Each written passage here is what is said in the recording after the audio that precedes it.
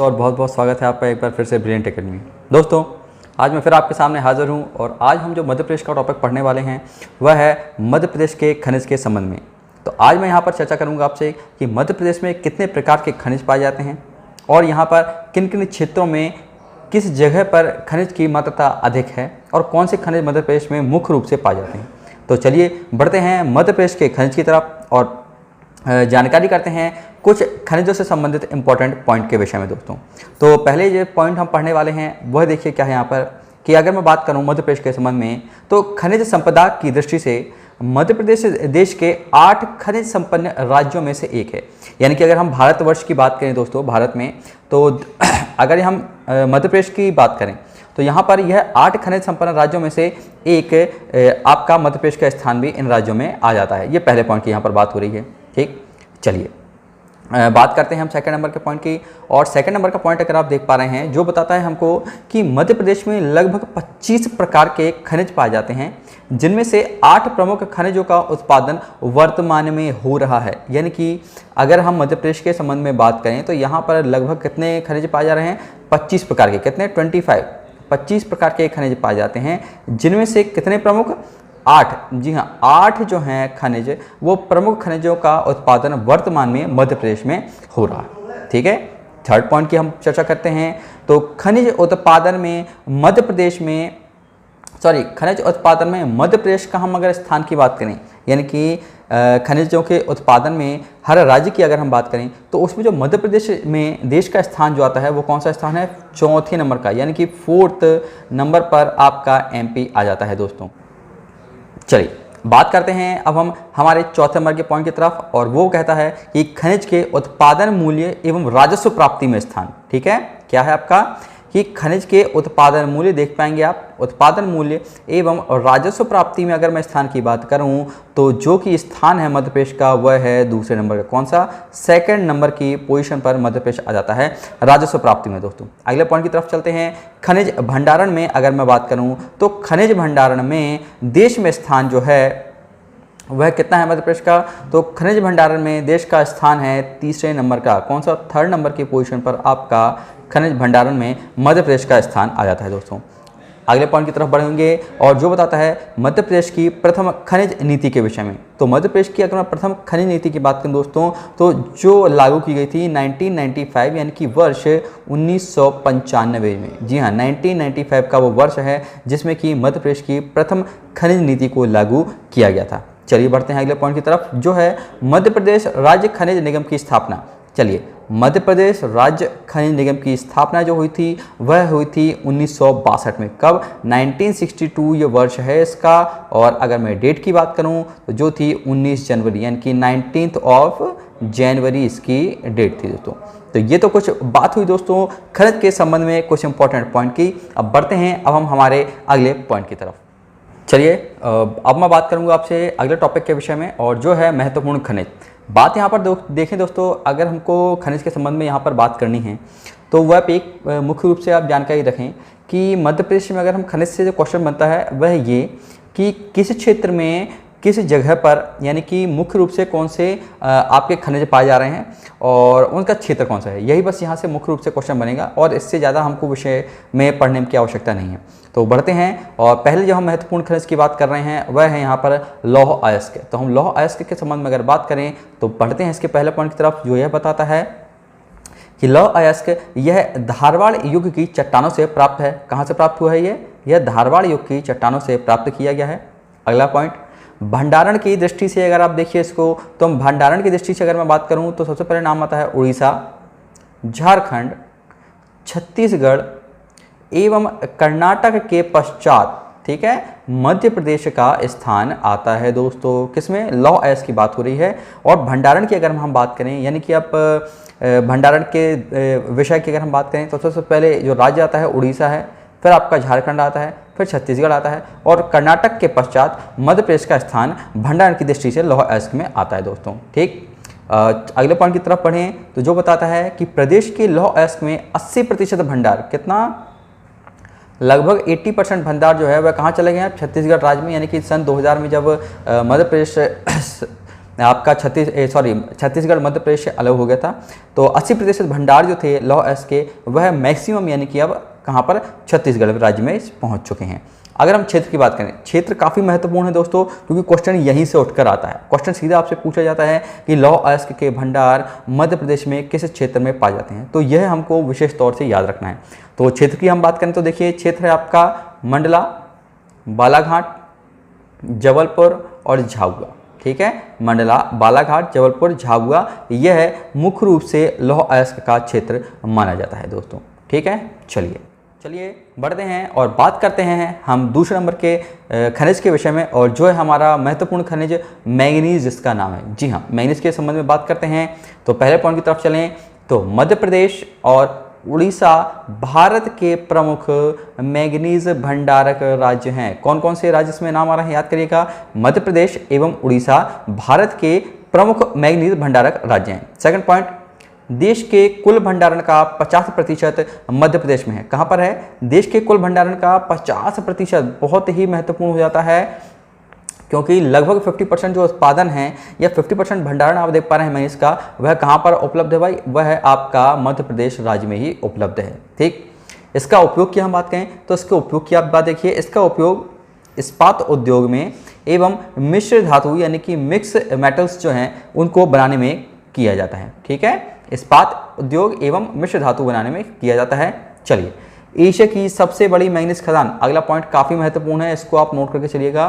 तो एशिया की सबसे बड़ी मैंगनीज खदान की यहाँ पर बात हो रही है। तो एशिया की सबसे बड़ी मैंगनीज खदान आप देख पा रहे हैं, यह है भारवेली। कहाँ पर? भारवेली नामक जगह है जो कि बालाघाट में अवस्थित है। तो यहाँ पर बालाघाट में भारवेली खदान एशिया की सबसे बड़ी मैंगनीज खदान है दोस्तों। ठीक, क्षेत्र की बात करें, क्षेत्र देखिए मुख्य रूप से इसका, तो क्षेत्र है इसका बालाघाट, छिंदवाड़ा, झाबुआ। ठीक, मैं बार बार बता रहा हूँ क्षेत्र काफ़ी महत्वपूर्ण है, तो इसको नोट करके चलिएगा। मैंगनीज के लिए मुख्य क्षेत्र हैं बालाघाट, छिंदवाड़ा और झाबुआ, यह मैंगनीज उत्पादक मुख्य क्षेत्र माने जाते हैं दोस्तों।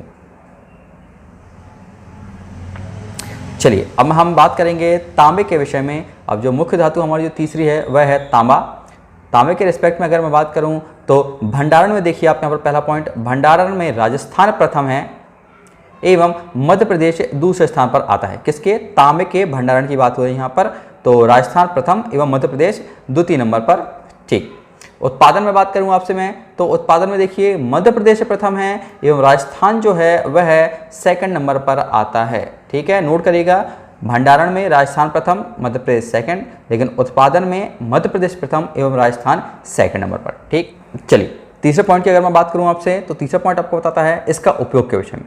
तो इसका उपयोग मुख्य रूप से विद्युत उपकरणों में किया जाता है। जी हाँ, इसका उपयोग मुख्य रूप से कहाँ पर? विद्युत के उपकरणों में किया जाता है। क्षेत्र की हम बात करें जो कि काफ़ी महत्वपूर्ण हो जाता है, तो क्षेत्र इसका देखिए बालाघाट जिले के मलाजखंड क्षेत्र में। ये ना जाने कितनी बार आपका क्वेश्चन पूछा गया है दोस्तों। मलाजखंड क्षेत्र जो है बालाघाट जिले का, यह मुख्य रूप से तांबे के लिए काफ़ी फेमस है। तो इसको आपको नोट करके चलना है, याद करके चलिए। तांबे के लिए अगर मुख्य क्षेत्र की बात आएगी तो वह है आपका बालाघाट जिले का मलाजखंड क्षेत्र दोस्तों। ठीक, चलिए बढ़ते हैं अब हम हमारे चौथे नंबर के खनिज की तरफ, और जो है बॉक्साइट। बॉक्साइट काफ़ी महत्वपूर्ण आपका खनिज हो जाता है दोस्तों। चलिए इसकी कुछ मुख्य बातें देख लेते हैं। सबसे पहली बात तो यह है कि यह एल्यूमिनियम का एक अयस्क है दोस्तों। किसका? यह एल्यूमिनियम का एक अयस्क है बॉक्साइट। भंडारण की अगर मैं बात करूं तो भंडारण में आप देख पा रहे हैं, भंडारण में उड़ीसा प्रथम स्थान पर है एवं मध्य प्रदेश की हम बात करें तो मध्य प्रदेश का स्थान होता है वह है 5th नंबर का, यानी कि 5th पोजीशन पर आपका MP आता है भंडारण में। किसके? बॉक्साइट।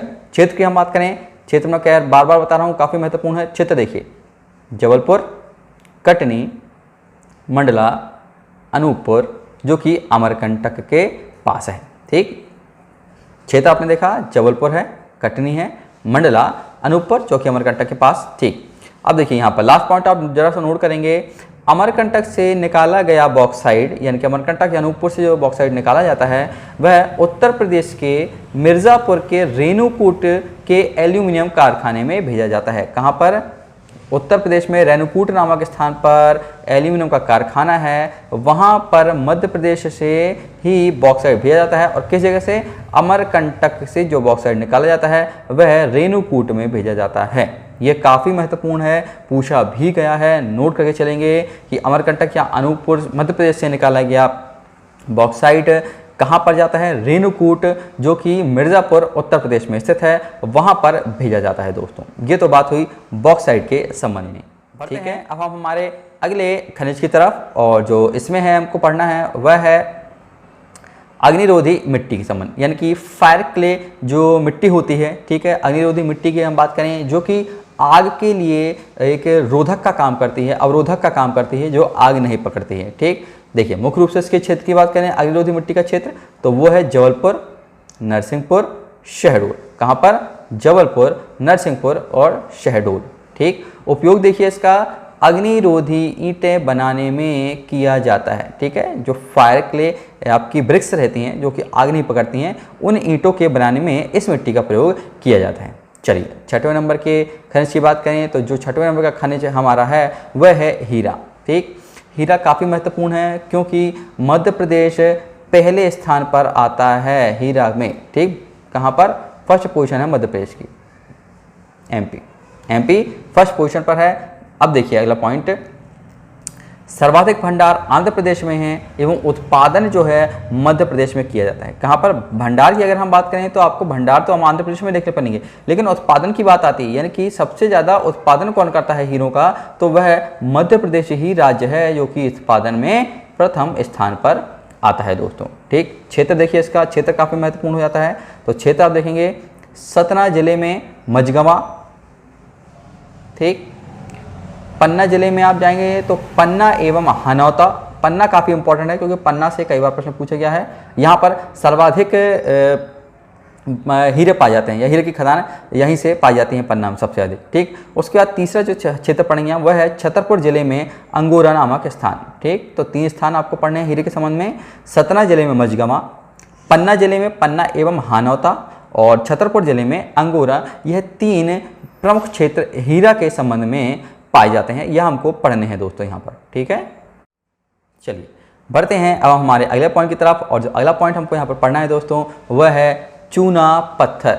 जी हाँ, चूना पत्थर जिसका की उपयोग सीमेंट उद्योग में किया जाता है। यह काफ़ी महत्वपूर्ण है क्योंकि मध्य प्रदेश में आप देखेंगे तो आपको सीमेंट की फैक्ट्री कई जगह, बहुत सारी जगह देखने को मिल जाती हैं। इसी वजह से यह चूना पत्थर काफ़ी महत्वपूर्ण भी हो जाता है। तो बढ़ते हैं चूना पत्थर की तरफ। तो पहला पॉइंट जो हमको बताता है वह ये कि मध्य प्रदेश का सीमेंट उद्योग चूना पत्थर पर ही निर्भर है। मैंने बताया था आपको कि मध्य प्रदेश का जो सीमेंट उद्योग है वह किस पर निर्भर है?